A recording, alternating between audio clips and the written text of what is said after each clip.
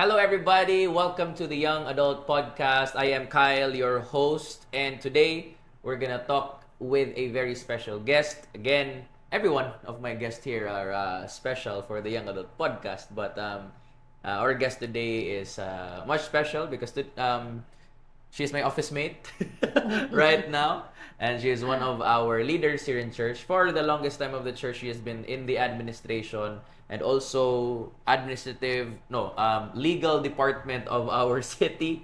Let me welcome or help me welcome Mommy Sally, everybody. Yes. Yeah, hello. Mommy, kamusta? I'm fine. Glad to be here. Welcome to the Young Adult Podcast. Wow, nice to be here with the Young Adult Podcast. Yan. I pray I can share something to be of a blessing to them. Yeah. I'm pretty sure nga dagan ka og ma-explain. You have many things to say because I've been talking with you and you have really lived life to like a very fulfilled life. Yeah. Nakita na ko even karon, you are living the best life that you are living because you have been traveling a lot. Yeah, dapat. Dapat. I mean, what is your mindset now already, me? Now na you're like not in the workforce for how many years na gani ka na nag-retire? I retired last December of 2020. 2020, so it's 4 years. 4 years na. Already, nga retired ka. And what's your mindset regarding, just living life to the fullest and all of that? So, actually, when I retired, at first, murag, I feel bored. Because I have been used to the rush of life. Yeah, I mean, wait lang. In context, you were in the Court of Appeals. My last employer is with the Court of Appeals, but practically I have worked with the judiciary for the last 36 years. Wow. And in the government, total of 41 years. Wow, 41 years of work. 41 years of work. Yeah. So, at first, murag na bore ko, no, kay I have been used to wake up early, then I have to rush, I have to go to the office, then finally, then I have to be frozen at home. Pero, before that, nag-COVID man siya, at least na-prepared ko nga to be at home because all the seniors has to stay home. So, that was initial nga sa ako. Rehearsal na to. Pero, namiss gin ako ang working lifestyle because your mind will work. Right, exactly. You have to make decision. Then, I miss the talks. Then, katong diha ako sa balay, kasi may ako ka-istorya din Lagi. Like, yaya. Murag, ang mga talking points ba, murag dili kay ko. Dili ka naanad because of course, judiciary department, all of the intellectuals are there, lawyers, judges. Mga justices, then kanang mga latest news, mga kahibalo ka. Politics. Then, na sila yung mga opinionated ba yung mga tao dito. Mag-learn po ko sa ila. Right. So, practically, na-miss ginako na siya. Then, I have to find a way nga mabisi ko sa balay. Sa akong garden, that is been my hobby, mag-garden. So, naimon akong another ministry, apostolic ministry sa mga apo. Oy. Pero ako gingingnan sila lingling ko nga. Okay ra ko kanang kanang magbantay lang ginagmay pero kanang gid kanang hard na nga work di na ko ana. I have been through with you. You and your uncles and aunts. Kaya of course I was reminded no nga. Are you the eldest? Panganay? I'm the eldest of 9. Of 9 siblings. Yeah. And your story is very interesting. Kay, sige ko, I really like talking with you because it's about family. So in fact, your life has been a very interesting ride for years and years because you stood as the murag head of your house ba? Yeah. Anak bitaw me. So why don't we go and dig deep anang area? Because of course, as young adults, there are some young adults who are also acting like the breadwinners, the people who are given the decisions sa ilang balay, and you have been through the same thing too, Yeah. and you navigate your way ana nga sitwasyon, and I believe it was successful, no? How did it start? Like nga ikaw manang may natawag sa imo na? Manang Sally, ikaw ang amo ang head, no, kay nanay. What happened there? Ako ang eldest, then I have 8 siblings. So we were really poor. So we have to work out things so para mo sustain. I have a father who works and my mom naragin siya sa balay, housekeeper and producing babies. Yeah, 9 9. healthy babies, strong babies. So, my role as a manang came out katong when my father, I lost my father at the age of 22. Okay, so that's a young adult age. Oh, That's a young 22. adult age, yeah. Then I have siblings like age 20, 18, 16, 14, 12, 8, 6, And then last 4, and 4. 4. Oo. So, when my father was gone, I thought that my mother will act as a father too. Oo, nga may mong provider, Oo. salo sa responsibility. Yeah. Pero ang ako magong mama is a passive has a passive personality. So I think my being assertive came out during that time. So I told my mom, "Kung ma, magpaka-inahan gani ka ma." Uy. Oh, magpaka-inahan ka. Kay wala na biya si Papa.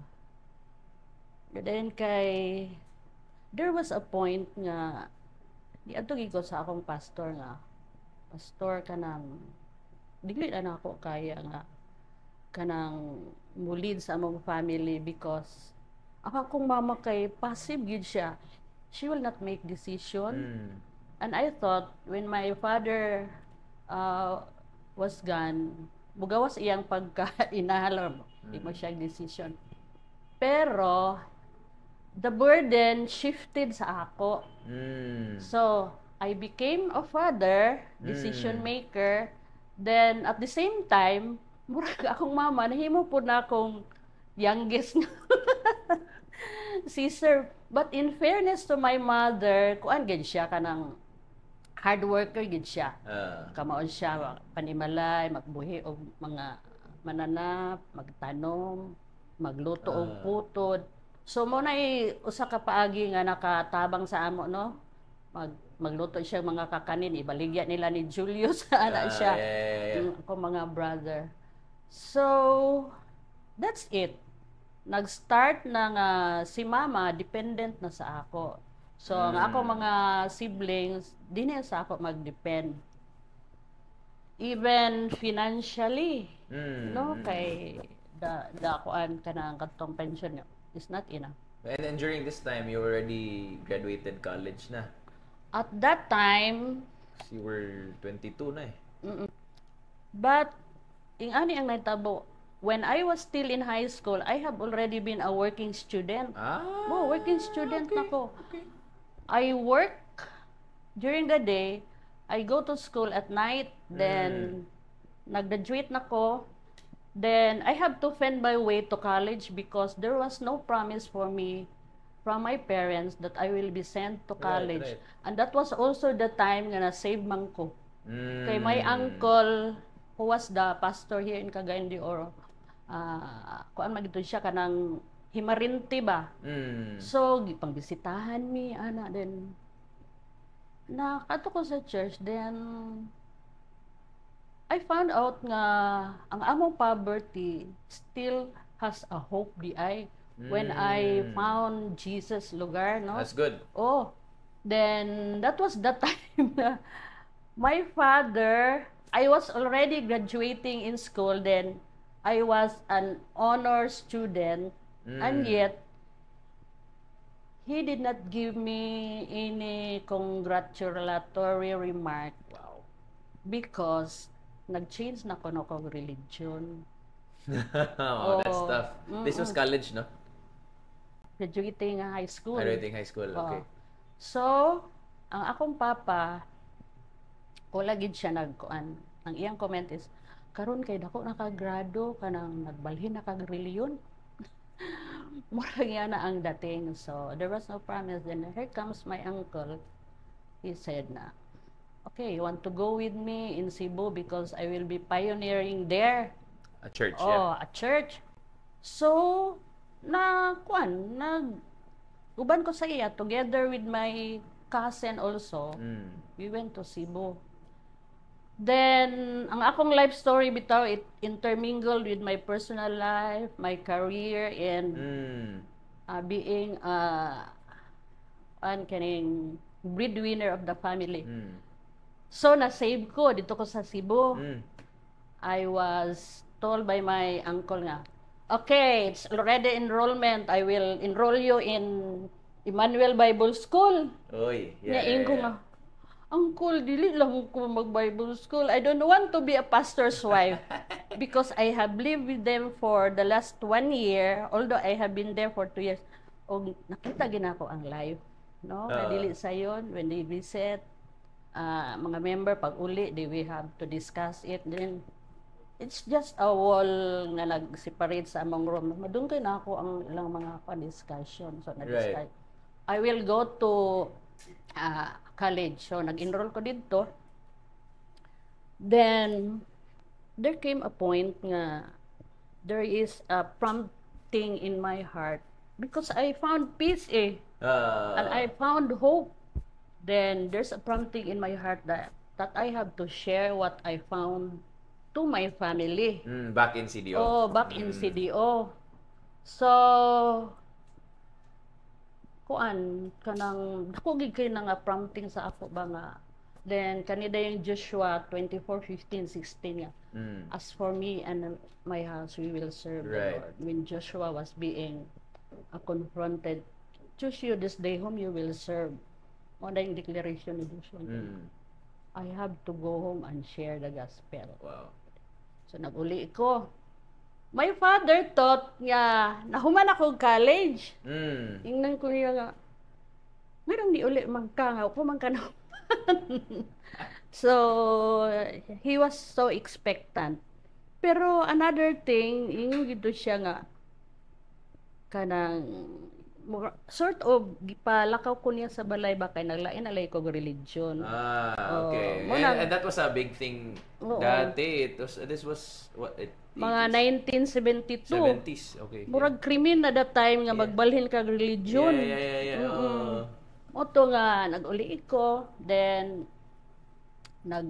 ako silang gi-evangelize akong una nga ako mga igsuon. Then nagid ko'y kuan ba ka hunger nga akong i-share sa ila. So thank God kay doon na po ni ana sa amo nga nangita og kuan kanang secretary sa DENR. So nakatrabaho po dito sa DENR. At the same time, nag-work na po, nag-school na po ko gabi. Right. Because nakahuman man ko 2 years associate. Then pag-work na ko dito, nagkuan na po ko kanang nag-school ko another bachelor's degree, nag-eskwela ko, same time nag-work. Then my family really are dependent literally dependent on my finances. Right. So we have to rent a house. I have to pay the bills, utility bills. Food. You, Ang food o Yeah. kuan lang kanang mag-help man akong mama ana no. Pero naigo man. It was the grace of God ba yan, no, na niigo gyud. Then that's it. Ang ako day mga siblings, ako ilang giingnan nga. Kung gusto ta nga moasinso, kinahanglan maninuod ta og pangalagan sa Ginoo. Kinahanglan magkugit tag eskwela. Kay for me, hangulan gid ko mag-eskwela. Yeah, I see. Yeah, Oo. you're a very Oo. you're a learner. Kay nga no, sa kabutang pod, anong ko gusto ko nga may eskwela kay wa man ko'y buhaton og sa gabi dili man ko kanang lakawan bitaw Oo. kanang laagan. Kaya nga ang akong kuan, ang ako rag yung rote balay, school, office, church, ana. So ana mag-eskwela ko. Then ang akong mga siblings, tabangan ako sila og sent to school. Then at the same time, I told them nga mag-working student pod mo. So they Right. did that. Mhm. Then mo na nga kung mga dagko na nga mga finances, dinigil sila mangayo sa ako. Dinigil sila sa ako mangayo. Ana. Yeah, now that's very interesting kasi I think you're not alone. Daghan yung adults nga inana ba niya. I mean, you've been there. You have a lot of things to say. But like there are people nga ongoing nga murag sila ang kuan siguro. During that time, were you like pressured or frustrated nga murag pwede ba nga kamo lang mag-atiman sa iyong self? Ganong ako man gyud? Oo. Pressured, but there was a burden in my heart nga I will stand as a leader for the family. That's very important, yeah. Okay. Nag-attempt na ko nga mulakaw ko sa amo. Kay ang ako laging mama, dili siya stand. And by I mean, she is supposed to be responsible of Oo, the house, oo, right? oo. Because she's the mother. So, then ang ako na yung pastor nag-advise siya. Yeah, ang ako mama is not kuan learned. So, ang advice din sa among pastor is, Sister Sally, dili ka mag-expect na mo go up to your level ang imong mama. You will go down to her level. Sabto nimo imong mama. Then, wala po na nagpasabot nga na kay mama, siya ang mo stand as leader sa inyong balay. Because, in a family, normally, ang parents, sila gid ang bulid sa family. But there are times wherein, makailang ko. Sige, May. Go lang. It is you that the Lord has appointed you to be a leader sa imong pamilya. Wow. So, na-struck ko to. Kay, kung dili ka mo stand, kinsa man. So your pastor confirmed what was already brewing in your heart nga. Oo. Kailangan ikaw ang mustanda ni. Yeah, dayan ka nang... So, salamat po ko sa Ginoo nga ang grasya sa Ginoo nakasustener sa ako. Right. Imagine you will be raising like 9 people. Right. Including my mom. Yeah, exactly. Including my mom. Kay kanong mga decision making.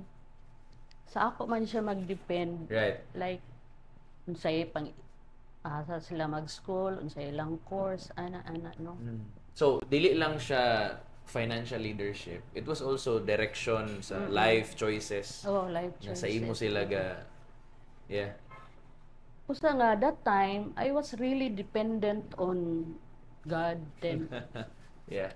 minawgin ko sa akong pastor kay di man ako makita ang advice sa akong mama, di man siya makahatag sa akong advice. Bisan ganang family advices nga ana dito ra gid ako na makuha sa church sa among pastor. Muna maminaw gid ko sa among pastor. Right. paminaw gid ko sa iya niya. Muna nga kining si mama dependent na ako. To the point nga enjoy magid ko sa young people. Until ni edad na kog 30, young people lang gihapon ko ha. And then karang muli lugar ko from young people. Karang dugay naman na ato na karang 8 o'clock. Manok to ka na, pingan din. Abrihan ko ni mama. Ma, dili ka mangita, o di ka mangutana sa ako gikan. Kanang gusto bitaw ko nga, kanang feeling wanted, gipangita. Pero wala. Cared for, yung parent. Wala. Nya din, siyempre ako mga manghod, dili gin mag-aking ana. Mana nga, mingon ako mama nga, dako naman ka. Mura mo ko, mingon. Ma-challenge ko, dako na kuno ko. Mura nga, every Monday, 4 o'clock, kadlawon, ako i-gather ako mga igsuon. Magkuan mi ka ng devotional, family devotion. Wow. Oh. Ako gislang pamukawon, family devotion ta kay ako ginakita nga there is strength in family prayer. Yeah. So, ban gani kay labi na tong kamanghuran. Tulog ako. Dili mag-pray gid ta, mag-ampo ta ana-ana. Ang tud ako ginang nadala nga culture until nga mga teenager na sila dili na nimo matapok. So giundang na ako kay dili naman nimo mapugos kay lalay na mga schedule ana. Pero that was tuan kanang really kuan ba kanang force nga I stand raising my family. Yeah, that's good. Then now, May, I'm gonna drive this conversation to going back to leadership of the house because you said it beautifully. You already felt in your heart nga murag ako gi maglida ni ka pamilya. And then that's very important because I mean that's why pastors exist to confirm what was already said to you by God. Because sometimes man good, people like I would hear stories from churches na gignan sila silang pastor ng inani, pero I would ask people nga gignan ba ka sa Ginoo? Okay, I mean the most important voice that you should be hearing is from your God first and foremost. And then kami nga pastor sa church or leadership, we should be the ones only confirming what has been said to you, and then conversation over, right? But ultimately, you should be hearing from God for yourself because you're ultimately accountable to Him. Oo. That struck me really pag-ingogid sa mong pastor. Pag-ingogid sa mong pastor kanang then maluoy man kog tanaw sa mga manghod. Right. Kanang anak ko sa maglako ko sa dalan kung I don't want to see my siblings nagpalimos ana di gyud. Yeah. Una nga through God's grace, ako ginang nadala, no? Na-raise gina ako. To the extent nga, kanang, na inunta, that was a factor for me to choose being single. Right. Okay. Now that you brought the conversation there. Okay. Because, we have conversed, no? Storya ta ani, and then, I was talking about you carrying the burden of raising your family, of your siblings also, and all of that. Niabot sa panahon nga you were all for, of course, still serving the church, right? So being faithful to what God has called you on as a church, imong work, you're still, in fact, you told me nga you went to law school and all that. Grabe na gid ni, you're such a fan of education. But then there was a time when somebody actually pursued you. And then somebody pursued you, and then tell us what happened there, May, because along the way you had a conversation about your family setup. Sige daw. I wanna hear this. I wanna hear the whole story. Okay. Char. So when I was in Cebu, kana of course na mga DC pa biya to, no? So, na mga crushes. DC is like Oh, teenager or something like that. teenager. Yeah, Oh. yeah. So, kuan to siya, talented. Talented. Ganahi ko sa iyang kuan kanang. Actually, he is the president of the youth. Okay, okay, okay. Oh, kanang talented to siya, may piano, mo sing, ana. Mm. So, ang akong uncle pod, dili pa na ako gusto nga kanang mag-boyfriend, girlfriend, ana, pero may uncle said na, "Uy, swerte ka ha, kana pilian ka." Oh, well, kining na. So, nahimo na ko to siyang boyfriend. Then, when I already transferred in Cagayan de Oro, mura may glove team sa church that time. When I transferred to Cagayan de Oro because of the call of God for me to share the gospel to my family. To your family, yeah. Okay. Diyan na nigawas ang kuan. So, syempre, kanang handsome man gud siya. He has all the talent, the leadership, ana. So, daghan magpuan sa iya, kanang nakagusto. Then, finally, kanang inunta, so, nadalagin siya. Na-divert. Na-divert yung attention to all the approach sa young people. So what can I do? So that was a hurting moment on myself. Yeah. Personally, no. So nakatulog pagluha adto. Of course. So that's it. Yeah, so basically that happened right there because you had to follow the call of God for your life, which is to take care of your family. Ultimately, to share the gospel to them. And then, along the way, you discovered nga you were really called for your family. Then, my uncle made a warning, Sal, the nearest beer is the sweetest. Agoy. Og nahitabo gyud. So, anyway, that's it. So, I'm just, for now, no, I'm just glad that you didn't siguro kuan sa bawat, or you just say na I'm so glad that I didn't end up with him kay murag God protected you sa man. I mean, you were committed to each other but you would had eyes for other women, or was it a proper closure? Na ba proper closure? There was no proper closure.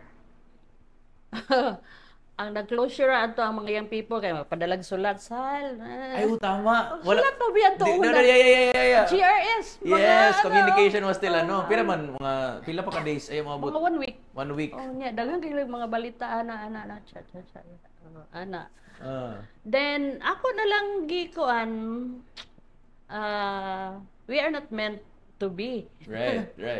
Then finally na may ga-court na ako. Pero the thing is, maguni siya. Because I have a burden for my family. Kanang nag-court sa ako, ma-overwhelm ba sila? Exactly. Yeah. Overwhelm sila. Sal, kanang daghan day kag manghod nga gipa-eskwela, bla bla bla. Sa dabi og magminyo ta. Imo gyapon silang suportahan. Blankly, I will tell them yes. Yeah. Because that's the burden Yeah. the Lord has given me. Yeah. Mo atras sila. So, that's it. So, ang ako na lang diversion, pero bilangin ko eskwela. Para malingaw ko. I got a teacher's license, and then, and others, so napurso ko law school. So, lain na po na nga story sa akong life. Right. Then, to the point nga, when I reach mga 30, 32, murag, kuan gina siya, baka nang crossroad gina sa young adult, whether you, because I already have a career. Yeah, exactly. Then I have help. Medyo na-establish na. Oh, na-establish You're already na. getting there, Oo, yeah. oo. Then, I have helped my siblings already. Then, whether you want to marry or not.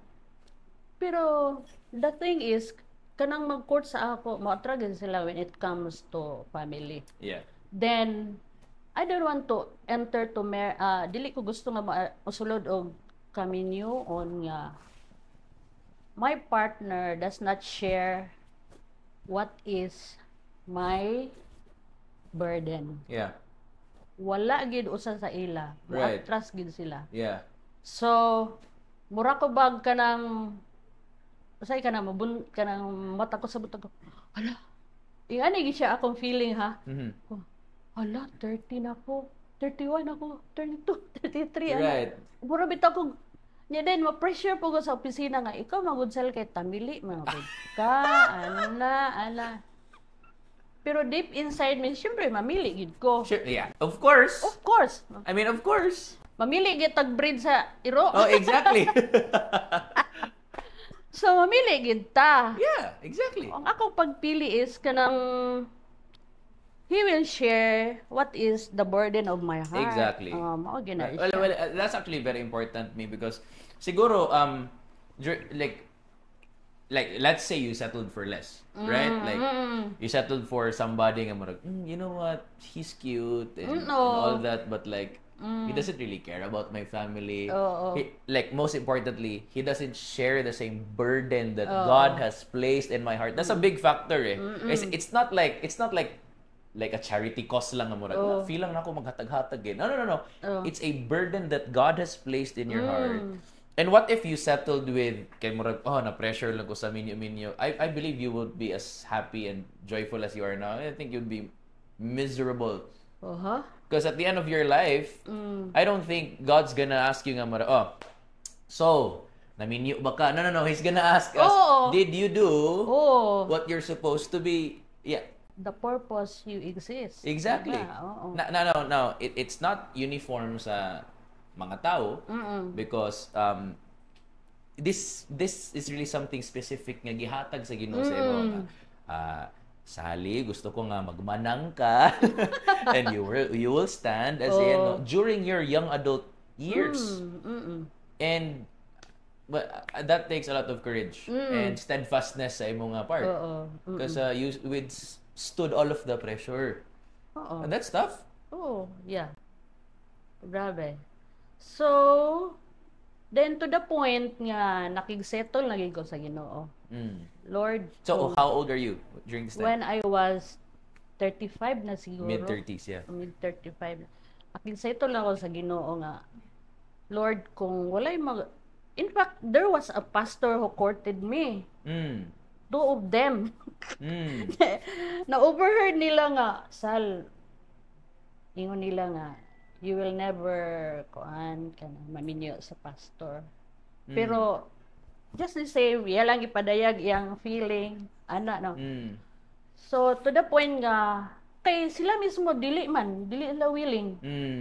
In fact, there was one who said nga, so they will become a parasite to you. I hate the word parasite. Okay, for me, it's not parasite. Lahi ang call sa sa ako. Dili sila parasite. I just want to be a leader for them. Yeah, and you are called by God specifically to your family. Yan. To lead them. Yeah. So, dili nila matake. So, nakisito lang ako sa Ginoo. Kung wala gay person, Lord, nga, who will share the burden. That's good. Kana bitong kuan siya, kana bitong magpartner. Di ba kanang kuan bitaw, kinaya bitaw sa Pinoy nga magbalhin og balay. Okay. Sa tawag ana? Bayanihan. Yeah. Kanang makigtang bayayong. Right. Kung wala, I will not settle. Yeah, exactly. But my uncle, kuan siya, naanugnan siya sa ako. Mga day, wapa baya ka na. Paminyo ta kag missionary. Then I attempted to have communication with foreigner.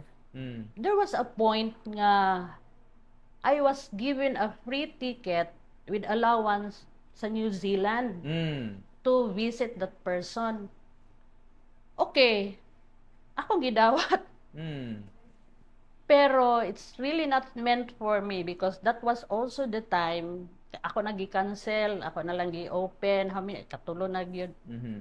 When I was about to go to Manila, my co-young people who is in New Zealand send me a letter. I don't want you to come to New Zealand. I don't want you to become the nanny of this person.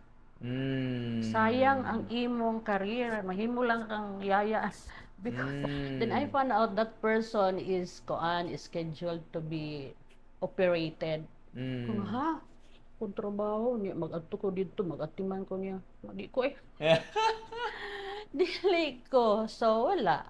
Then my uncle tried to pair me with some missionaries. Pero it really didn't work out. I attempted many times nga kanang mo escape bitaw ko sa burden, sa family burden. Kay dili sayon or basically the call of God for your life. Ni attempt gid ko kanang nag-apply ko kanang sa Canada, immigrant pila ra pag fill up ana. Pero niabot sa point kay grade man nimo ang imong self if you will pass or not. Murag alanganin. So wala ni person adto na pud ko og US. Gidinay man ko sa Amerika, sa embassy. I prepared everything, anang titulo sa yuta, bank account, Then, ang kaptodayan ko consul. How many years have you been working in the government? 20 years. And you are single? Yeah. Wala, gidinay kay siya to their assessment because I'm single, the chances are di na ko mabalik because I'm looking for somebody. Di na ko mabalik. So kung 20 years na ko, pwede na ako mag-early retirement. Exactly. So balik lang yapon ko sa Pilipinas, ha? So there were interventions along the way nga marag dili gyud. Balik. Dayon maog yun. Gikaon sa big fish, giluwa sa Nineveh. Dili gid ko pagawason. Di gyud. How many times nga mo escape gid ko kay dinhira gid ko di balik sa Ginoo. Mo na nagsayto ng Ginoo. Oh Lord. Yes Lord, dawaton ako. I will be single kung walay mo abot nga willing ana. Yeah. So there is this saying that says it's better to marry long than to marry wrong. Right? Yeah. Like, because, of course, people would, ganang tendency. People would settle for less for the sake of approval of the culture who doesn't really care about their lives. Gusto lang magpasikat and all of that. And then, pressure ba? Pressure and all that. Social pressure because minyo na siya, nanay ang baby, Yeah. In fact, May, I'm gonna read the verse right here. This is what Paul said when he was talking about marriage sa young women who are not single and all that. 1 Corinthians 7:25. I just want to go here. New Living Translation. He said, "Now, regarding your question about the young women who are not yet married, I do not have a command from the Lord for them." Now, Paul is basically saying a disclaimer nga, dili ni sugo sa Ginoo sa ako, okay? Dili ni siya sugo sa Ginoo sa ako. But the Lord, in His mercy, has given me wisdom that can be trusted, and I will share it with you. Because of the present crisis, okay, I think that it is best to remain as you are. Now, to all of the young adults who are pressured to get married because you won't be able to fulfill the call of God for your life kung di ka maminyo. Now, remember that Jesus was unmarried. But He fulfilled the call of God for His life. Paul was unmarried. Yeah. And there are prophets in the Bible who weren't married who were able to fulfill the call of God for. So basically, let's set the record straight. You can fulfill the call of God for your life in singlehood. Yeah. You are Yeah. not disqualified from being used by God even though you're not married. So Yeah. let's keep reading. Um 27. If you have a wife, do not seek to end the marriage. So this basically means if you're married, divorce is not an option. If you do not have a wife, do not seek to get married. Now, that's a controversial statement right there. Mm-hmm. If you do not have a wife, do not seek to get married. But if you do get married, it is not a sin. Mm-hmm. And if a young woman gets married, it is not a sin. Mm-hmm. However, those who get married at this time will have troubles. Mm-hmm. And I am trying to spare you those problems.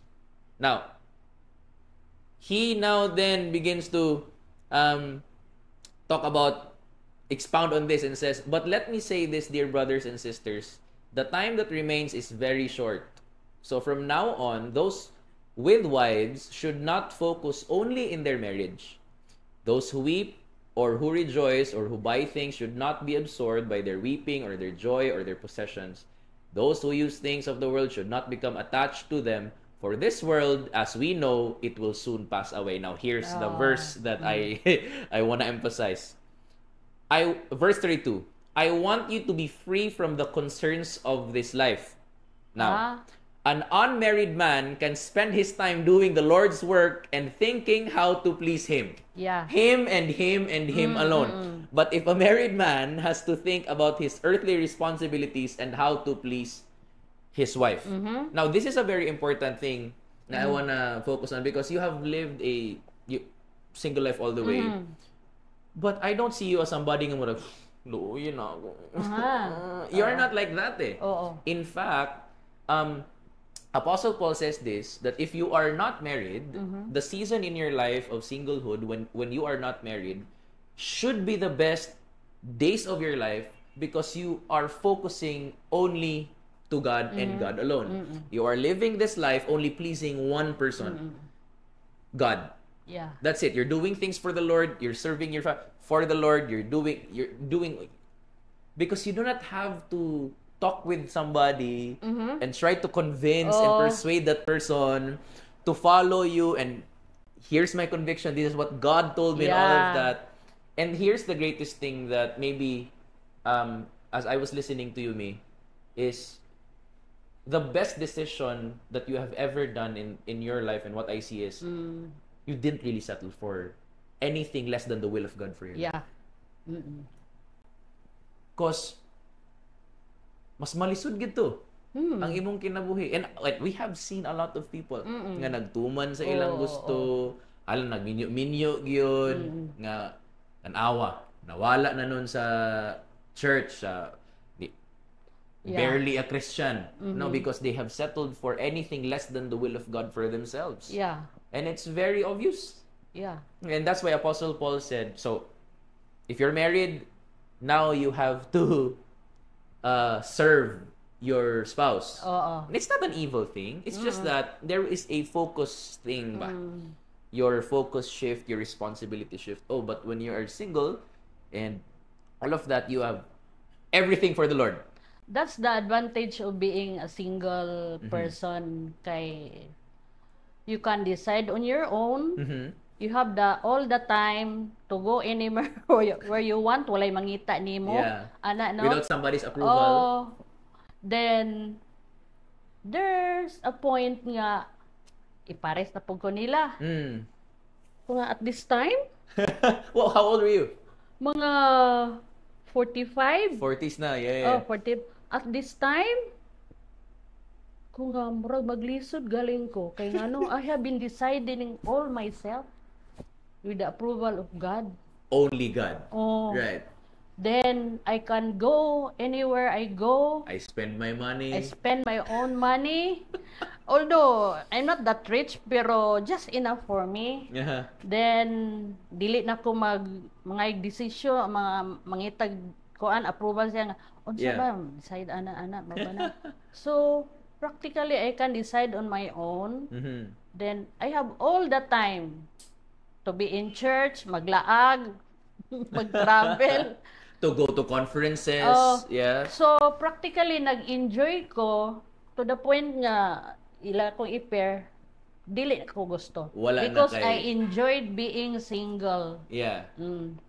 You just Kay, practically, at first siguro, pressure naman gud na ang, because we are a couple society. right. We are a couple society. So, anyone who is not a couple, moral siya og marginalized, murag ilang kanang belittle nga tamili Yeah. maguna siya. Right. You right, are not right. into us because Right. you are like Pero ako ginang gisettle sa Ginoo nga I accepted that pressure.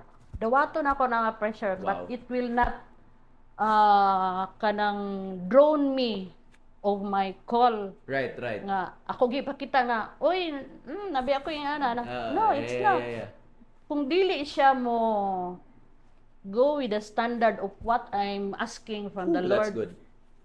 no, never. That's good. Yeah. Mao gina akong gisettle sa Ginoo, Lord, give me peace, give me satisfaction. So Lord, give me peace and Yeah. satisfaction. Yeah. I never wala nga makaingon ko nga I can't live without a man in my life. Yeah.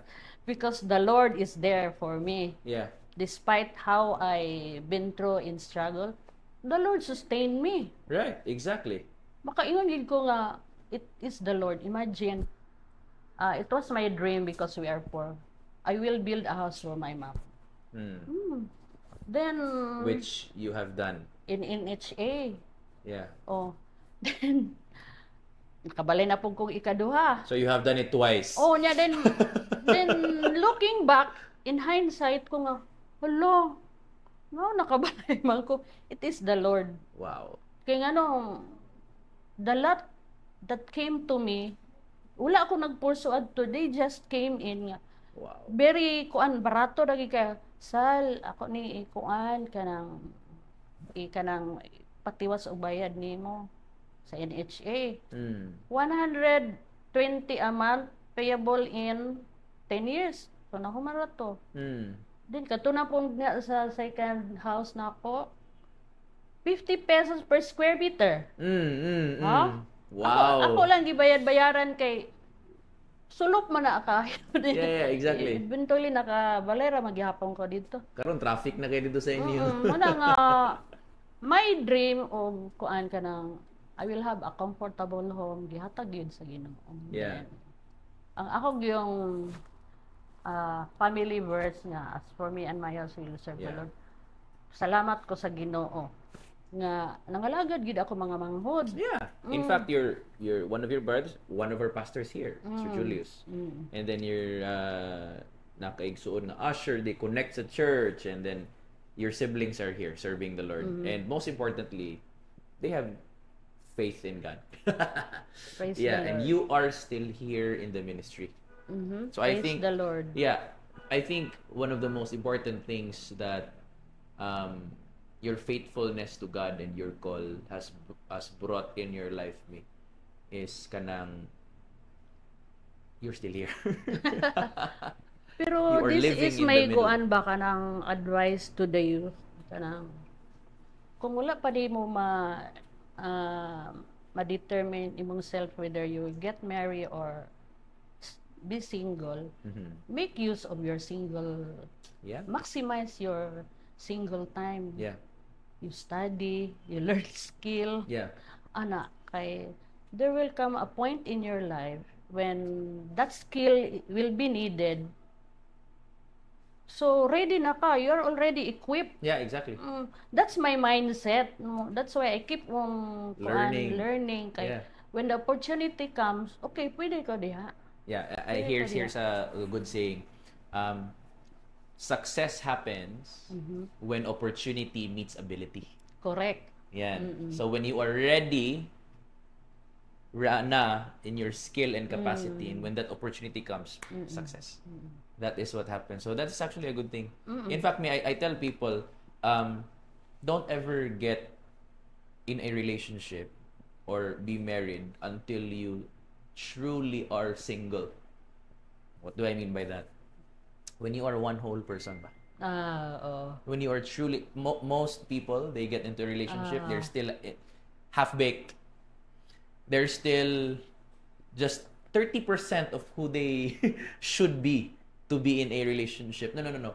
You should be a whole person when you are in a relationship. And so, during your single year, because I believe there was this person that I listened to, and he said na singlehood isn't just a single isn't just a marital status. It's actually a identity thing. It's who you are as a person. Because in the kingdom of God, 1 plus 1 equals 1. Yeah. A one single person, meaning a one holistically healthy person plus one holistically healthy person equals 1 in the kingdom of God. In the world, it's different eh. Oh, It's, lahi. you are my other half. Oh, like, yeah. You complete me, right? No. But in the kingdom of God, it's different. It's like, I'm single. With or without you, I'm gonna serve the Lord. Yeah. Right? But then, somebody came, and then he's single too, or she's single too. With or without this guy, Correct. I will serve the Lord, right? But us together, this is gonna be an explosion. We're gonna serve Him more fun, more enjoyable, and all that. But if there are people na dili gid nila makita ning a person, there is no condemnation. No. Right? Yeah. And I've seen that in your life. I don't see you as a sana all person. You're just happy. You're just happy living your life. You've been traveling. Kaibog ko sa yung mga travel, but whatever. I heard you're going to China next year. I don't know. Uban ko. So, ako mga pamangkin, I told them nga, mag-menu mo, ayaw ko awata. My story is not your my story. My story is not your story. Because, lahi naman mo karon. Lahi ito akong call sa Ginoo. Lahi ito. Right. Kay murag, yeah. Pero I'm satisfied kay career-wise, the Lord blessed my career. Right. Then I'm healthy. Right. I'm You are healthy. how old now? I'm 68. You don't look like 68? Wow. 67 aniya.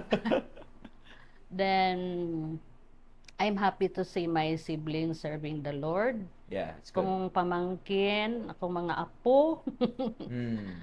So, I could say the Lord sustained me and it was my story. Yeah, exactly. You know, there is a verse in the Bible that says there are people who were born for singlehood. Oh, yeah. There are people who had no choice, but they were forced to be single. And then there are people who chose to be single. To be single. And regardless, here's the padayon na nga verse. The goal is to glorify the Lord. Amen. Amen. That at the end of the day, regardless of your marital status, you are serving the Lord. And look at you now. I'm just blessed with your life. You came back as now, dili na lang ka volunteer admin sa church. You are you know staff what? here. You know what? Kanang nakoy nakita sa akong kanang wallet ba? Naday ko gipilo nga paper. That was how many years ago? When I was 60. Ako prayer dito nga. One of my prayer is when I retire, magkuan ko kanang part-time ko sa church. Nahitabo siya. Office mate. Office mate.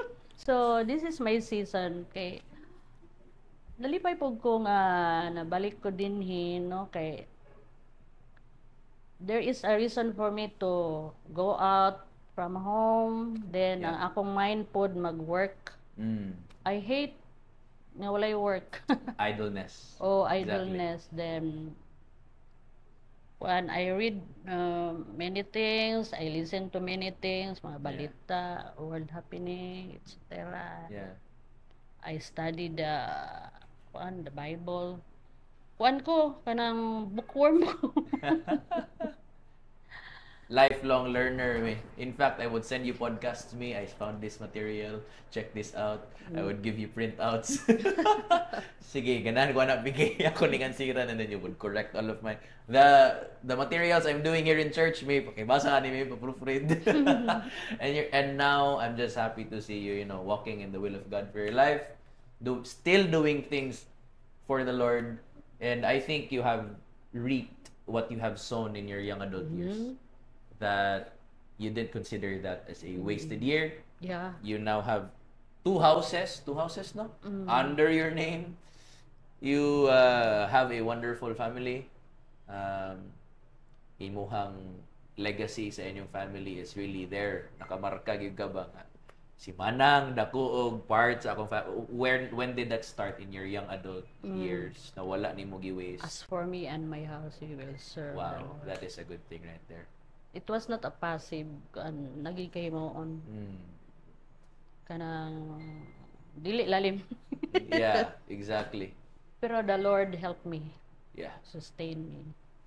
It's only the Lord. So don't be like me, a single. If you are called to be single with a purpose, go. By all means, yeah. By all means. Don't struggle with your life, no? So, if you wish to marry, because I really once wished to marry, but if that person that I ask God to be my partner will not share my burden, okay.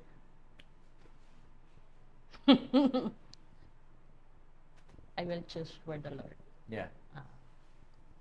So, that's my life. That's good. That's basically it. I think was a good conversation right there. Mick, salamat for your time. Welcome. I enjoyed this talk. I think there'll be more career and business talk soon. But for now, I think that's it. Hey, if you enjoyed this episode, please click the like button below. Let us know. Comment down below if you have if you have questions, things to share. Just let us know down there. Again, this is the Young Adult Podcast, and we'll see you soon.